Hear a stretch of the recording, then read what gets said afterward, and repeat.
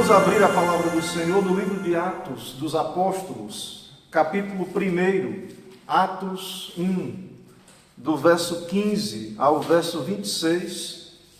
Atos dos Apóstolos, capítulo 1, do verso 15 ao 26.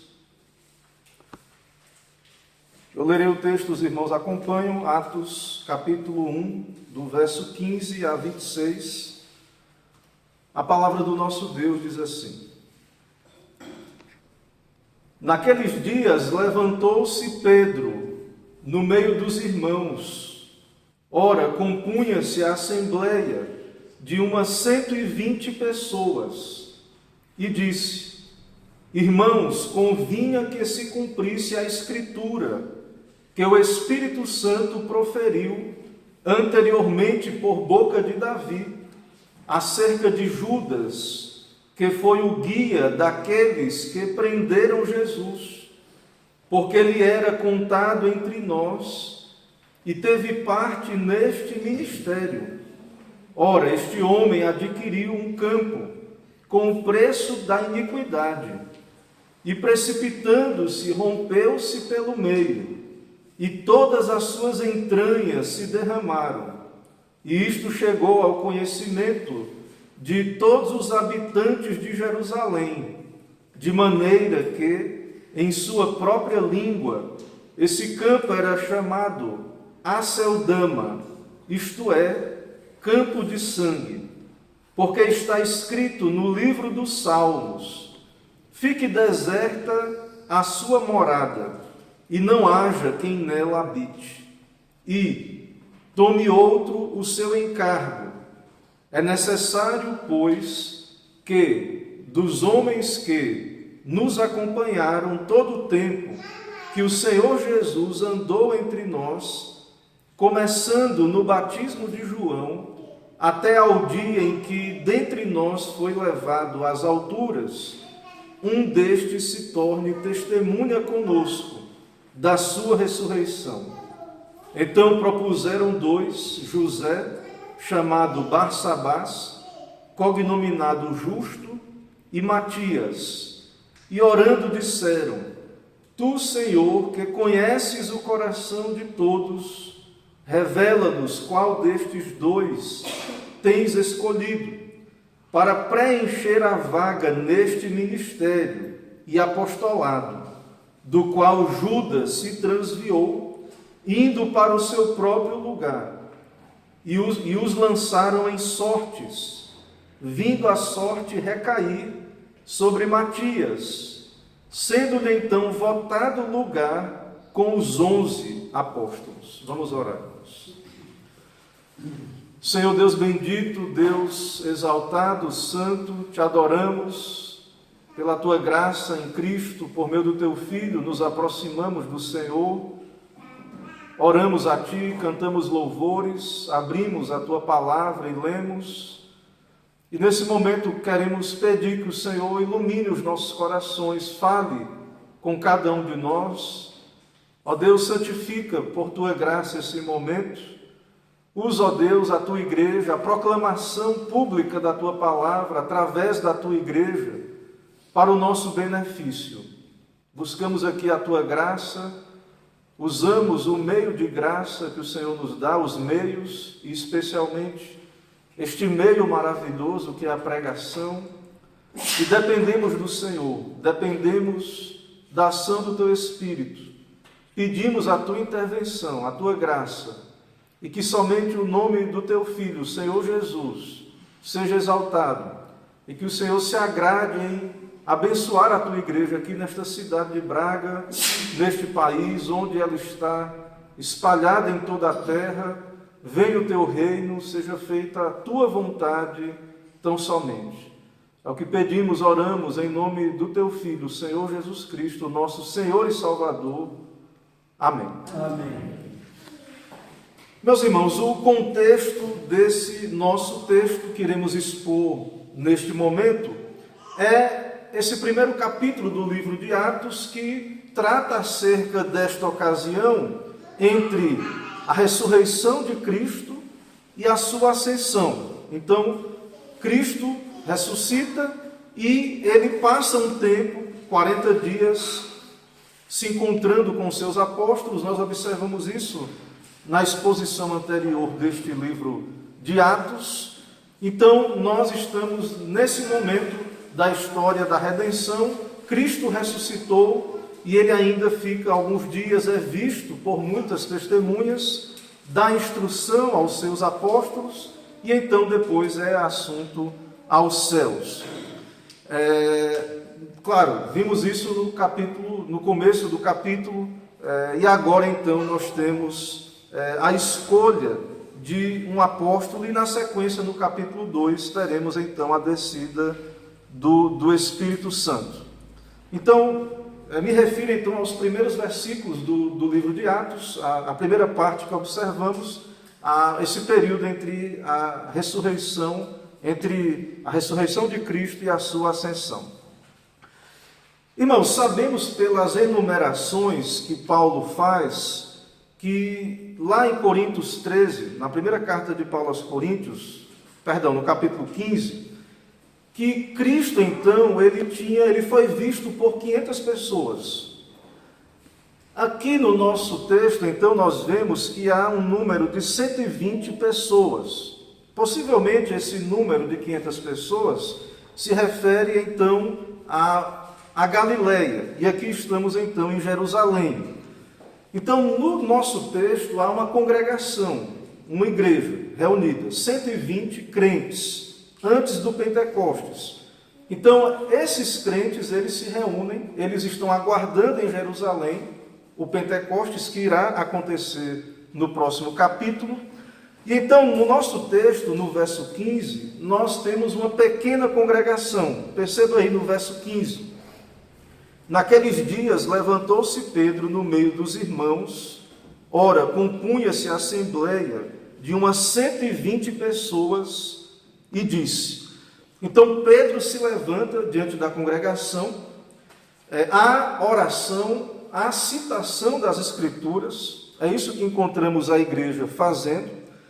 Então essa pequena congregação, ela está obedecendo a ordem de Cristo, de esperar a promessa do Pai, o envio do Espírito Santo que se dará no capítulo 2. E então essa igreja, ela ora, ela está debaixo da instrução apostólica e, claro, debaixo da instrução de Cristo e da obediência de Cristo. Então, a pergunta que faço aqui a princípio é: o que essa igreja apostólica está fazendo? Como é que nós encontramos essa igreja apostólica no livro de Atos? Qual é o estado da igreja inicial, original? O Senhor lhe deu ordens, Cristo é o cabeça, o noivo, ele dá ordens à igreja, como já observamos, e nós observamos a igreja reunida, obedecendo a Cristo. Então, nesse intervalo que já citamos, do começo do livro de Atos, entre a sua ressurreição e a sua ascensão, a igreja continua se reunindo, orando, obedecendo. Então, é isso que nós vemos aqui no livro de Atos. Então, essa é a descrição da igreja. É claro, irmãos, que a igreja apostólica, a igreja desse período do Novo Testamento, em que o Novo Testamento está sendo dado, este é um período específico da igreja. E, de fato, o livro de Atos é um livro de história, um livro histórico, é uma narrativa. Não é como as cartas de Paulo, onde temos diretamente doutrinas sendo dadas a nós. Mas apesar de ser um momento específico da igreja e ser um livro histórico, nós podemos tirar princípios aqui desse livro de Atos e aplicar para nós hoje como igreja. Então, nós observamos a igreja reunida, obedecendo a Cristo, obedecendo às ordens de Cristo. Assim a igreja é encontrada nos seus primórdios, ou seja, submissa a Cristo, que é o seu cabeça. Cristo noivo, a igreja ouve a voz do seu Senhor e a igreja está unida. A igreja está unida, há uma unidade de propósito, debaixo dessa obediência de Cristo. Então, uma coisa que quero trazer para os irmãos como aplicação desse princípio, para nós hoje como igreja local, como igreja aqui em Braga, como igreja de Cristo, representada aqui em Braga. Uma coisa que quero dizer aos irmãos é que a salvação, de fato, é uma obra da graça individual dentro de cada um de nós, pela palavra, isso é verdade. Mas a graça e a fé que é dada a nós, esta fé que nos une a Cristo, nos une à igreja.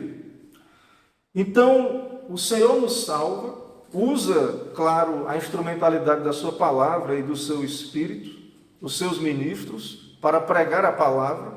A fé é operada dentro de nós, e essa fé que une a Cristo, une a igreja. Então, essa ideia de que eu tenho Cristo, estou unido a Cristo, mas não estou unido à igreja, isso é estranho às Escrituras, é estranho ao Novo Testamento, isso é estranho ao livro de Atos, ao que observamos aqui ao olhar a igreja nascente, a igreja apostólica. Então, a salvação está sendo operada e as pessoas estão sendo reunidas à igreja de Cristo. A graça é dada a cada um de nós, mas essa mesma graça nos une aos irmãos. Nós estamos unidos uns aos outros. Nós temos uma fé comum, um só Espírito. Há um batismo, como Paulo diz na carta aos Efésios. Então, a fé que nos une a Cristo, nos une, então, à sua igreja. A fé que nos une a Cristo, nos une à sua igreja. Isso nós devemos, então, entender que somos unidos a esse corpo da igreja. O Senhor nos une à sua igreja visível e invisível também. Nós vivemos em dias, irmãos, de grande questionamento sobre essa doutrina da igreja. E o livro de Atos volta a dizer, embora não é um livro como as cartas de Paulo, onde diretamente ali doutrina e aplicações apostólicas estão sendo dadas, mas o livro de Atos é palavra de Deus inspirada e nos revela como a igreja de Cristo como o Senhor estabeleceu a sua igreja, e o Espírito então revelou a nós, e nós podemos tirar princípios para nós hoje. Então assim é a igreja, e assim então entendemos que há características da igreja que continuam essa unidade e outros princípios que estamos aqui tirando e aplicando para as nossas vidas. Então, o que é que esses irmãos estão fazendo, essa igreja original? Nós vimos aí no versículo 15. Naqueles dias levantou-se Pedro no meio dos irmãos, havia uma assembleia, os irmãos estão reunidos. E nós observamos também que eles estavam orando e aguardando a promessa do Pai. Mas não apenas isso, eles estavam meditando nas Escrituras. No verso 16, nós vemos aí que o texto diz: irmãos, convinha que se cumprisse a Escritura, que o Espírito Santo proferiu anteriormente por boca de Davi, acerca de Judas, que foi o guia daqueles que prenderam Jesus. Então, os eventos estão acontecendo, Judas é o traidor. Então, nós vemos aí que Judas, ele tomado de remorso, então, ele cometeu o ato terrível do suicídio, e a igreja reunida, orando, ouvindo de Cristo, meditando na palavra, o apóstolo Pedro, então, ele observa e é guiado pelo Espírito Santo a entender que o que está acontecendo ali, no caso de Judas, é o cumprimento da palavra de Deus. Deus é soberano, ele tem os seus decretos. E ele revelou, o Senhor revelou nas Escrituras proféticas a sua vontade acerca do Evangelho, da salvação, e também esses eventos associados à morte do nosso Senhor, por exemplo, a sua traição, o traidor, e detalhes sobre até essa figura que é o filho da perdição, Judas Iscariotes. Haviam detalhes proféticos anunciados ali no livro de Atos. Então Pedro, ele entende pelas Escrituras, iluminado pelo Espírito Santo, de que era assim que tinha que ser. Ou seja, o decreto de Deus se cumpriu na traição do Redentor, e Judas então era esse já predestinado, ele de livre vontade vendeu a Cristo, o traiu, e ao fazer isso ele cumpriu a vontade soberana de Deus, o decreto de Deus. Deus é soberano e ele é responsável. A soberania de Deus e a responsabilidade humana, então, são vistas nessa situação de Judas Iscariotes. Então, os irmãos estão orando, Cristo está conduzindo a sua igreja pela palavra e a grande comissão está sendo cumprida e vai ser cumprida. Enquanto isso, a igreja está orando, ouvindo de Cristo e tudo isso que nós vemos aí. E ao observar então o cumprimento das profecias, Pedro então percebe que há uma vacância, uma vaga no ministério apostólico. Quando o texto diz, Pedro diz, sim, convinha que se cumprisse o que estava escrito. Ele diz no verso 17, porque ele era contado entre nós e teve parte nesse ministério. E aí ele vai descrever a morte de Judas. Aqui ele cita que ele comprou um campo com o dinheiro e se precipitou, se rompeu, as suas entranhas se derramaram. Isso não foi uma coisa escondida, isso foi uma coisa pública, uma coisa notória. Ele disse que todos tinham conhecimento ali em Jerusalém desse fato. E no verso 20 ele diz que estava lá no livro de Salmos, no livro dos Salmos, verso 20, os irmãos percebem aí: fique deserta a sua morada, e não haja quem nela habite, e mais, tome outro seu encargo. Então, faz parte do juízo de Deus também, predestinado, de que Judas então ficaria deserta a sua morada, e ele seria substituído, ou seja, o colegiado apostólico não ficaria sem os 12, sem estar composto pelos 12, e nós sabemos, e falarei um pouco mais na frente, sobre o caso de Paulo, que é descrito também como um 13º apóstolo. Então, a morte de Judas deixou essa vacância, e nada disso é aleatório, é o cumprimento das profecias. Pedro, então, como representante desse colegiado aí nesse contexto, como alguém que tem essa honra e o reconhecimento dos seus pares, uma certa liderança, ele se dirige aos irmãos do nosso texto, e então ele cita esse fato, e também sabemos que Jesus não tinha só 12 apóstolos, haviam 120 discípulos ali. Como disse, Paulo cita que haviam 500 que viram Jesus após a sua ressurreição. Então, a palavra de Deus precisa se cumprir. E para que esta palavra de Deus se cumpra, então é necessária a substituição de Judas. É necessária a eleição de um outro apóstolo escolhido por Cristo, determinado por Deus, para exercer esse ofício apostólico. E é isso que está aí no verso 15 que começamos a ver aí. Irmãos, isso mostra que a igreja está ouvindo a voz de Cristo, submissa a Cristo, também a autoridade das Escrituras, o modo como ela se cumpre perfeitamente. O próprio apóstolo Pedro, em sua carta, na primeira carta de Pedro, ele diz que nenhuma profecia da Escritura provém de particular elucidação.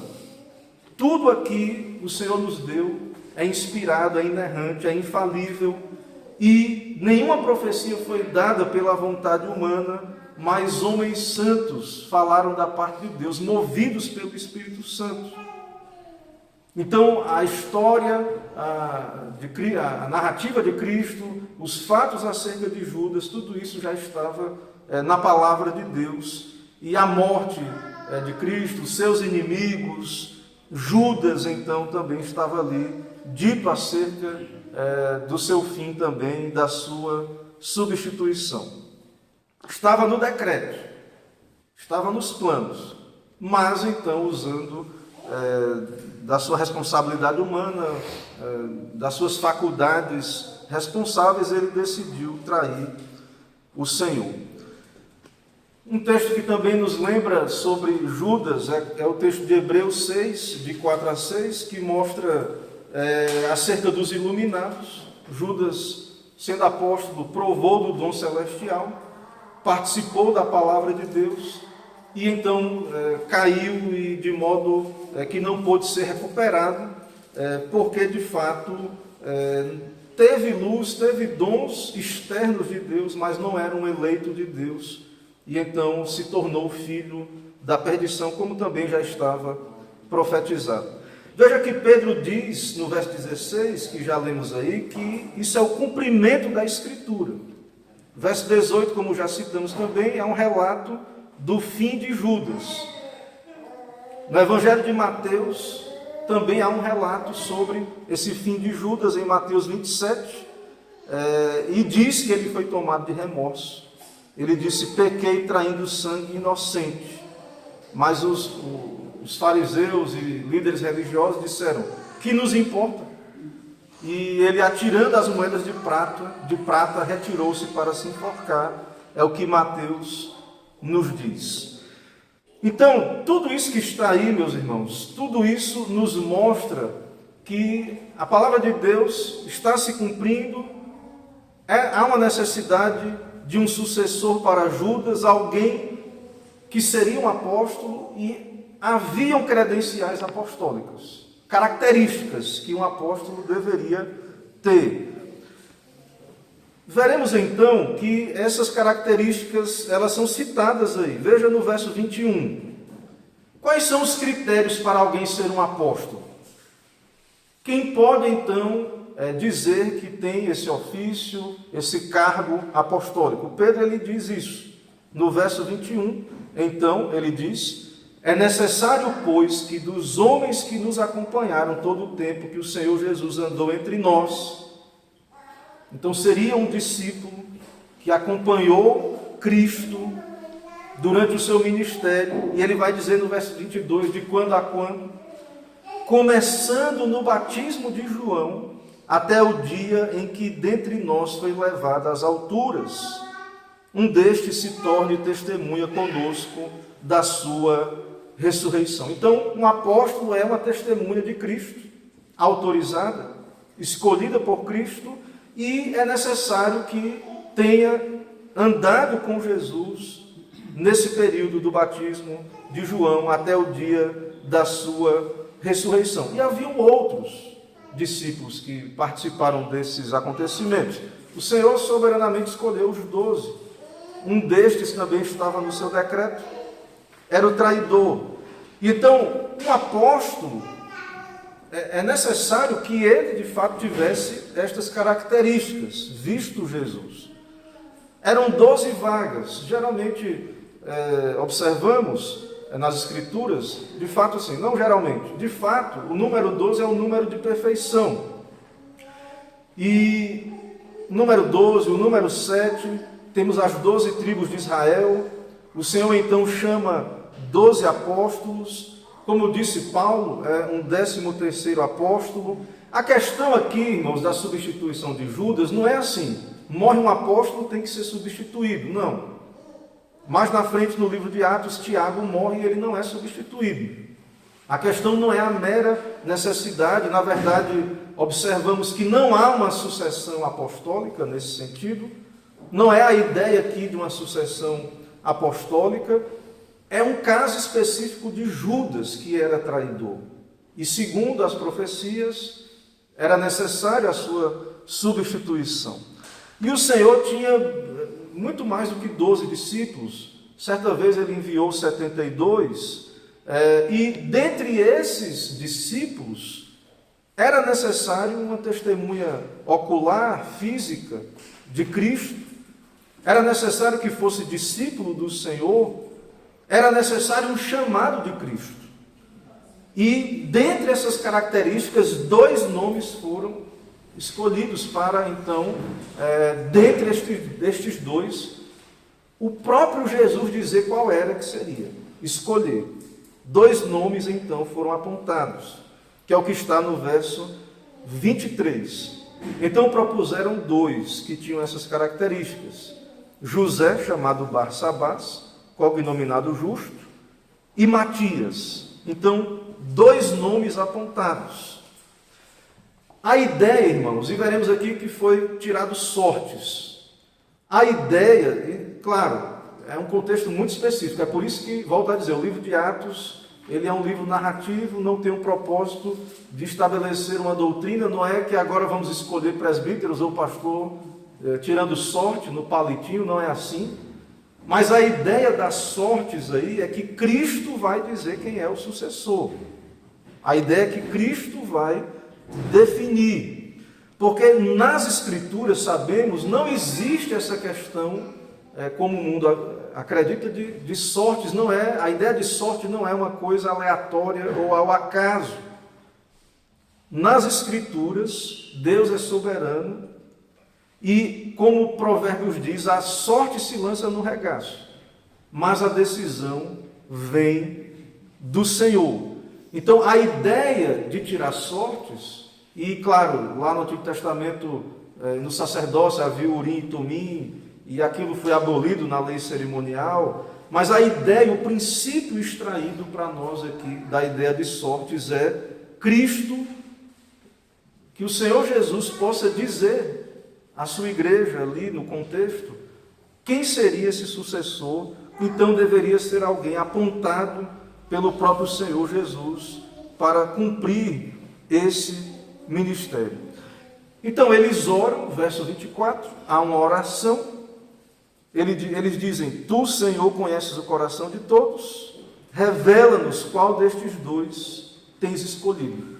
Então essa é a oração. O Senhor conhece, o Senhor sabe quem é que o Senhor escolheu. A ideia então das sortes seja feita a tua vontade, que o Senhor use esse meio para então apontar aquele que o Senhor mesmo quer para si. Isso não continua, nós sabemos nas cartas pastorais, a eleição é o método que a igreja vai usar e esse é o método estabelecido, mas volto a dizer, a ideia aqui é a convicção de que quem elege é Deus. E o texto então nos diz que a sorte cai sobre Matias.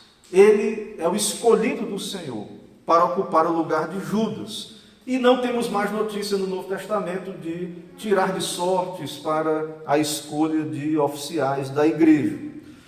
Mas, irmãos, diante desse contexto ainda nós observamos a importância do ofício apostólico. Quem eram os apóstolos?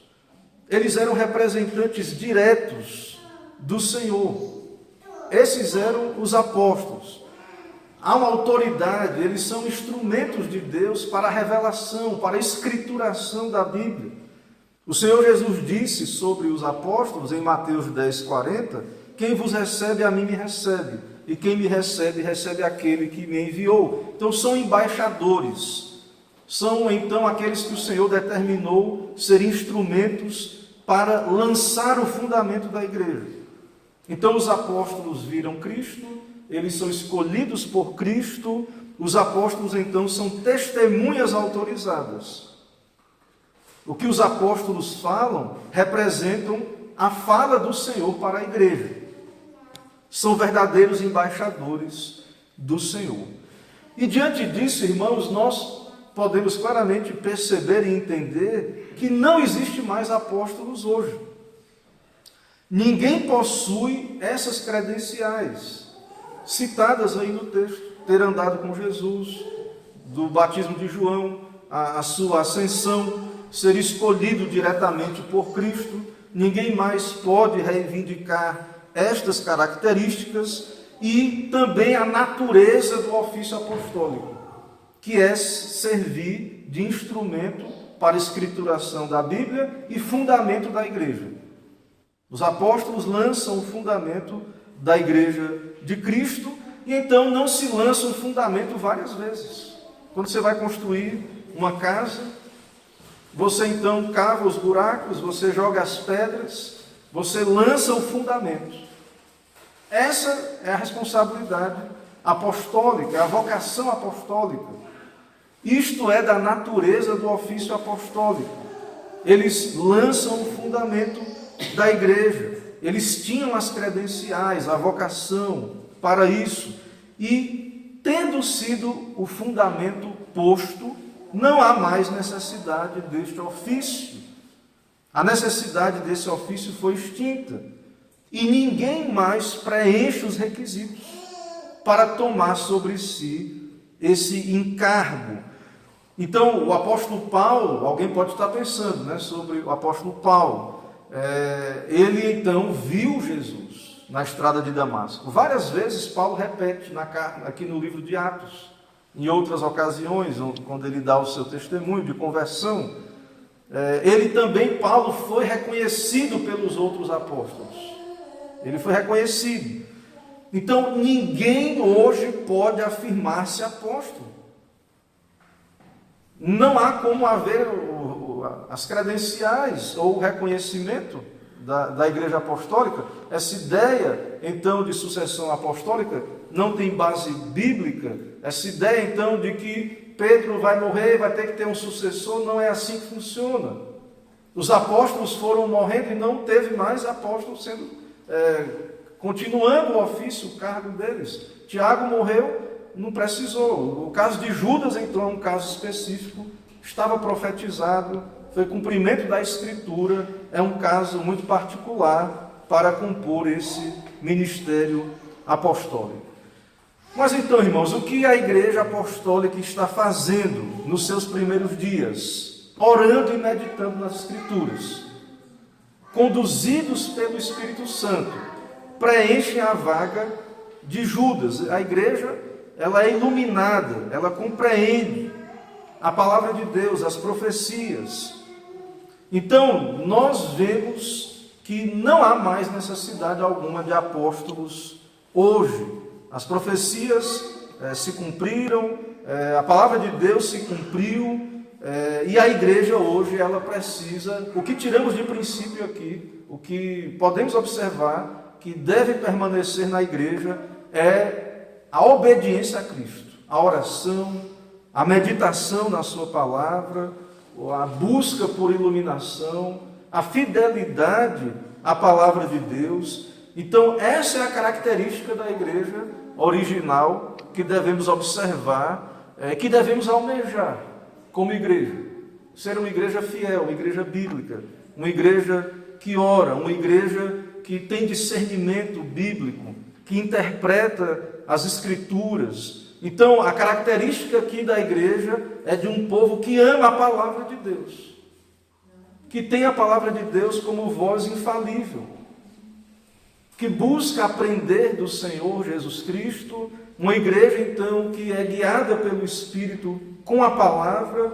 Então, nós observamos que a igreja não ficou passiva, esperando a promessa do Espírito Santo, mas ela orou, ela estava em oração, em meditação, e não há novidades aqui, não há inovações ou qualquer outra coisa desse tipo.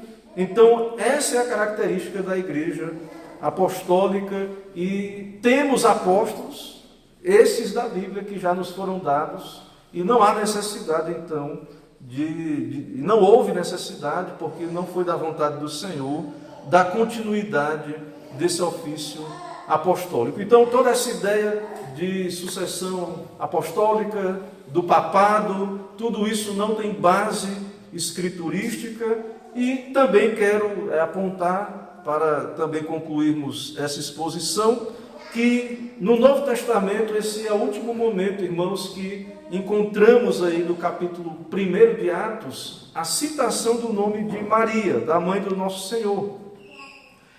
E Maria participa da igreja. E como é que nós encontramos Maria? Ela é citada no verso 14, né? que falamos dessa sessão no sermão anterior, mas eu quero ainda citar isso. Maria está aí, a mãe de Jesus, com os irmãos de Jesus, e o texto diz no verso 14, que eles perseveravam unânimes em oração. Então, esse é o último momento em que Maria é citada. E como é que ela é encontrada? Unida à igreja, com seus irmãos, orando ao seu Salvador. Não aparece Maria aqui como salvadora, ou como corredentora, ou qualquer coisa desse tipo, mas Maria, como uma serva fiel de Deus, aparece participando da comunhão dos santos. E a mesma coisa os irmãos de Jesus, que eram incrédulos durante a sua vida terrena, eram incrédulos, a maior parte, né, dos evangelhos nós vemos isso, mas que após a ressurreição de Cristo, os seus irmãos então, eles são convertidos, eles são servos de Deus, eles creem no Senhor, eles se unem à igreja, e eles então contribuem, né? Tiago também é contado ali como uma coluna em Jerusalém, e os outros irmãos de Jesus também se tornam crentes e são salvos pela fé em Cristo, e se tornam então, pela bondade de Deus, unidos também à sua igreja visível. Então, irmãos, que possamos entender isso, né? Temos uma igreja de Cristo na terra, uma igreja que é apostólica, estamos unidos a essa igreja e nós precisamos ser achados assim fiéis, olhando para a palavra de Deus, crendo em Cristo e abraçando as suas promessas e buscando o discernimento que vem da palavra. Então, que o Senhor nos ajude a isto, como igreja aqui em Braga, que o Senhor nos abençoe e que o seu Espírito aplique a sua palavra aos nossos corações. Irmãos, vamos orar nesse momento, oremos ao Senhor. Senhor Deus bendito, nós te adoramos no teu dia, te agradecemos por todo esse dia. Te agradecemos pela tua palavra que nos descreve a tua igreja, igreja que o Senhor Jesus Cristo deixou nesta terra, estabeleceu conforme a tua vontade, deu oficiais à igreja, e sabemos que tudo cumprindo a tua soberana vontade. E tem nos dado aqui, ó Pai, nesse relato, princípios para nós hoje, e também aquelas questões que já foram cumpridas, através dos teus apóstolos, através daquilo que o Senhor determinou cumprir naquele período inicial da igreja, e te agradecemos por poder discernir estas coisas. Fortalece a nossa fé, nos dar a amar a tua igreja, estar unidos à tua igreja, e tem misericórdia daqueles que não discernem, não entendem a importância da igreja. Que o Senhor possa esclarecer as suas mentes, os seus corações. E aqueles que estão alheios à fé, não são crentes ainda, que possam entender, ó Deus, que precisam crer, se arrepender dos seus pecados. E isto através da igreja e unindo-se também à tua igreja na terra, a igreja invisível e a igreja visível. Dá-nos a tua bênção, abençoa esta semana, nos leve em paz, e assim oramos aqui e agradecemos em nome de Jesus. Amém.